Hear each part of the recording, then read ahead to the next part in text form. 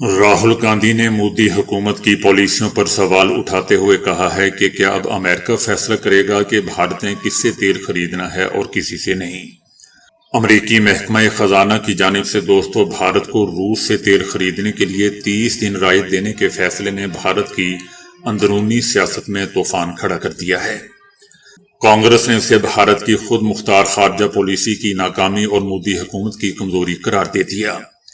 کانگریس کا کہنا ہے کہ امریکی سیکرٹری خزانہ بھارت کو روسی تیل خریدنے کی اجازت دینے والے کون ہوتے ہیں؟ بھارتی حکومت ہر امریکی حکم کے سامنے کیوں جھک رہی ہے؟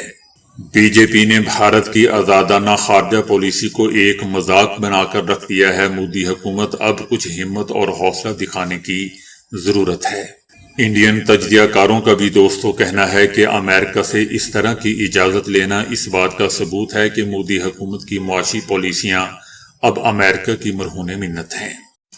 ایران کے صدر ڈاکٹر مسعود کا کہنا ہے کہ پڑوسی ممالک کے خلاف کوئی حملہ یا میزائل حملے نہیں کیے جائیں گے۔ ان کا کہنا تھا کہ گزشتہ دنوں ہونے والے حملوں پر پڑوسی ممالک سے معذرت خواہ ہیں، ہمارا دوسرے ممالک پر حملہ کرنے کا کوئی ارادہ نہیں تھا۔ ایرانی صدر نے یہ بھی کہا کہ لیڈرشپ کونسل نے پڑوسی ممالک کے خلاف کوئی حملہ یا میزائل حملہ نہ کرنے کی منظوری دے دی ہے۔ پڑوسی ممالک کے خلاف کوئی حملہ یا میزائل حملے نہیں کیے جائیں گے جب تک ان ممالک کی سرزمین ایران پر حملہ کے لیے استعمال نہیں ہوگی۔ ڈاکٹر مسعود کا کہنا تھا کہ ایران امریکہ اسرائیل کے سامنے سرنڈر نہیں کرے گا، دشمن کو ایرانی عوام کے ہتھیار ڈالنے کی خواہش کو قبر میں لے جانا پڑے گا۔ صدر ٹرمپ نے کہا ہے کہ امریکی دفاعی کمپنیوں نے جدید ہتھیاروں کی تیاری بڑھانے کا فیصلہ کیا ہے۔ امریکی اسلحہ ساز کمپنیوں نے جدید ہتھیاروں کی پیداوار 4 گنا بڑھانے پر اتفاق کر لیا ہے۔ صدر ٹرمپ کا یہ بھی کہنا ہے کہ امریکہ کے پاس کم درجے کے ہتھیاروں کا تقریباً لامحدود ذخیرہ موجود ہے، جبکہ کم درجے کے ہتھیار ایران جنگ میں استعمال ہو رہے ہیں۔ مشرق وسطیٰ کی جنگ اب ایسے موڑ پر پہنچ چکی ہے جہاں روایتی جنگ کے اصول بدل چکے ہیں۔ اسرائیل اور امریکہ کی فضائی کارروائیوں نے اگرچہ ایران کے مرکزی کمانڈ نظام کو نقصان تو پہنچایا ہے، لیکن ایران نے سب سے مہلک تیر ڈی سینٹرلائز موزیک ڈیفنس سسٹم نکال لیا ہے۔ موزیک ڈیفنس سسٹم اس نئی حکمت عملی کے تحت اسلامی انقلابی گارڈ کور کو 31 خود مختار یونٹس میں تقسیم کر دیا گیا ہے۔ اب تہران میں بیٹھے اعلیٰ حکام کے حکم کا انتظار کیے بغیر ہر صوبے کا کمانڈر خود فیصلہ کرے گا کہ کب میزائل داغنا ہے اور کب ڈرون کا حملہ کرنا ہے۔ سپریم لیڈر آیت اللہ خامنائی کی موت کی تصدیق کے بعد ایران نے اس سوسائڈ پروف حکمت عملی کو مکمل طور پر نافذ کر دیا ہے تاکہ قیادت کے خاتمے کے بعد بھی مزاحمت جاری رہ سکے۔ موزیک ڈیفنس سسٹم کا سادہ مطلب یہ ہے کہ بکھر کر لڑنا۔ جس طرح موزیک پینٹنگ چھوٹے چھوٹے ٹکڑوں سے مل کر بنتی ہے، اسی طرح ایران نے اپنی فوج کو چھوٹے چھوٹے خود مختار حصوں میں تقسیم کر دیا ہے۔ ایران کا کل رقبہ تقریباً 16.5 لاکھ مربع کلومیٹر ہے، جو کیلیفورنیا سے 4 گنا بڑا ہے۔ اتنے وسیع علاقے میں کمانڈ کو 31 حصوں میں بانٹنے کا مطلب یہ ہے کہ اگر دشمن تہران کو تباہ بھی کر دے تو باقی 30 صوبے اپنی جنگ جاری رکھ سکیں گے۔ ہر یونٹ کے پاس اپنے ہتھیار، اپنی رسد اور فیصلے کرنے کی مکمل آزادی ہوتی ہے۔ یہ حکمت عملی قیادت کو ختم کرنے والے حملوں کے خلاف ڈھال کا کام کرتی ہے۔ ہر یونٹ کے پاس اپنے ہتھیار، اپنی رسد اور فیصلے کرنے کی مکمل آزادی ہوتی ہے۔ یہ حکمت عملی قیادت کو ختم کرنے والے حملوں کے خلاف ڈھال کا کام کرتی ہے۔ ایران کے وزیر خارجہ عباس عراقچی نے واضح کر دیا ہے کہ امریکہ اور اسرائیل کی بمباری سے ایران کی جنگی صلاحیت متاثر نہیں ہوگی۔ ان کا کہنا تھا کہ ایران نے گزشتہ 2 دہائیوں میں یعنی 20 سالوں میں افغانستان اور عراق میں امریکہ کی ناکامی کا باریک بینی سے مطالعہ کیا ہے۔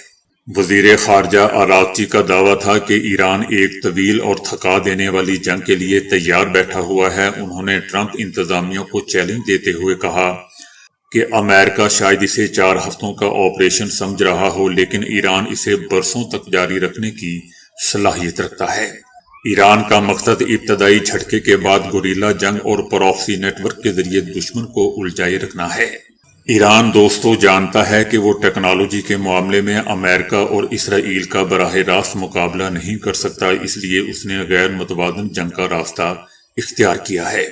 اس میں بھاری ٹینکوں یا بڑے بحری جہازوں کی بجائے موبائل میزائل لانچر، سمندر میں چھوٹی کشتیوں کے جھنڈ اور حزب اللہ، حماس اور حوثیوں جیسے پراکسی گروپ کا استعمال کیا جاتا ہے۔ ایران کے موزیک ڈیفنس کے تحت دوستو یہ تمام گروپس آپس میں مربوط تو ہوتے ہیں لیکن ایک دوسرے پر مکمل انحصار نہیں کرتے۔ اگر ایک کڑی ٹوٹ بھی جاتی ہے تو پوری زنجیر ناکام نہیں ہوتی۔ اسی لیے مغربی دفاعی ماہرین اسے ڈیفنس ان ڈیتھ کہتے ہیں، جو حملہ آور کو آہستہ آہستہ تھکا کر کمزور کر دیتا ہے۔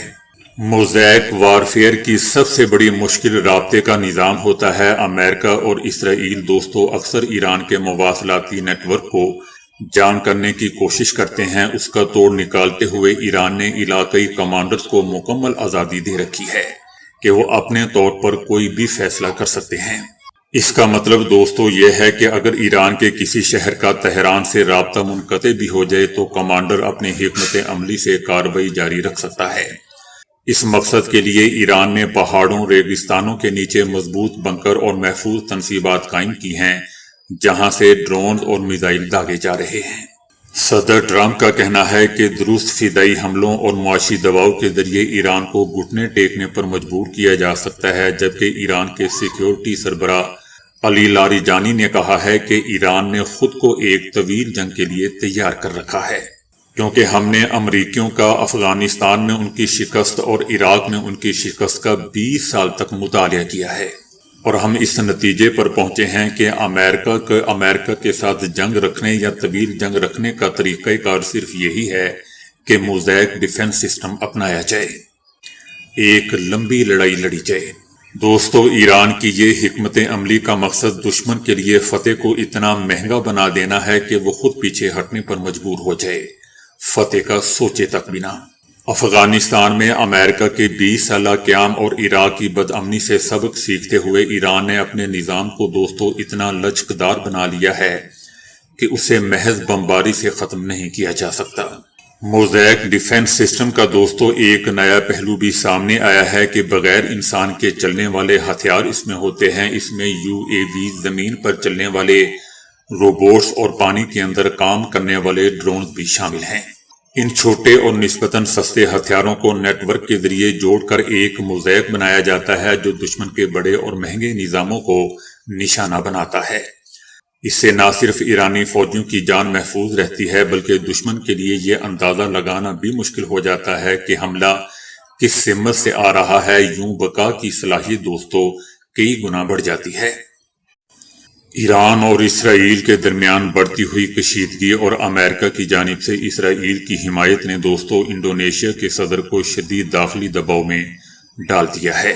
انڈونیشین عوام اور سیاستدانوں نے صدر کی موجودہ پالیسیوں پر شدید ناراضگی کا اظہار کرتے ہوئے مطالبہ کیا ہے کہ وہ امریکہ سے فوری طور پر دوری اختیار کر لیں۔ امریکہ اور اسرائیل کی ایران پر حالیہ کارروائیوں کے بعد انڈونیشیا میں عوامی غم و غصے کی لہر دوڑ چکی ہے۔ دوستو یاد رہے کہ انڈونیشیا نے اب تک اسرائیل کے ساتھ کوئی باقاعدہ سفارتی تعلقات قائم نہیں کیے ہیں۔ اس سے پہلے پیس بورڈ کے تحت صدر نے غزہ میں 8000 انڈونیشین فوجی بھیجنے کی پیشکش کی تھی۔ تاہم عوام کا ماننا ہے کہ امریکہ کے ساتھ قریبی تعلقات فلسطین اور ایران کے کاز کو نقصان پہنچا رہے ہیں۔ برطانیہ نے امریکہ کو اپنے فوجی اڈے استعمال کرنے کی اجازت دے دی ہے۔ امریکی بمبار طیارہ B-1 دوستو royal air force Fairford پہ پہنچ گیا۔ صدر ٹرمپ نے برطانوی وزیر اعظم پر فوجی اڈوں کے استعمال کی اجازت میں تاخیر پر تنقید کی تھی۔ اس کے علاوہ ٹوری پارٹی کی لیڈر نے بھی اڈوں کی اجازت میں دیر پر تحفظات کا اظہار کیا تھا۔ دوسری جانب برطانیہ میں قانون نافذ کرنے والے اداروں نے یہودی مقامات کی جاسوسی کے شعبے میں 10 افراد کو گرفتار کیا ہے۔ برطانوی پولیس کا کہنا تھا کہ تمام افراد کو قومی سلامتی ایکٹ کے تحت گرفتار کیا گیا ہے۔ پولیس کا یہ بھی کہنا ہے کہ گرفتار افراد میں ایک ایرانی شہری جبکہ 3 ایرانی نژاد برطانوی شہری بھی شامل تھے۔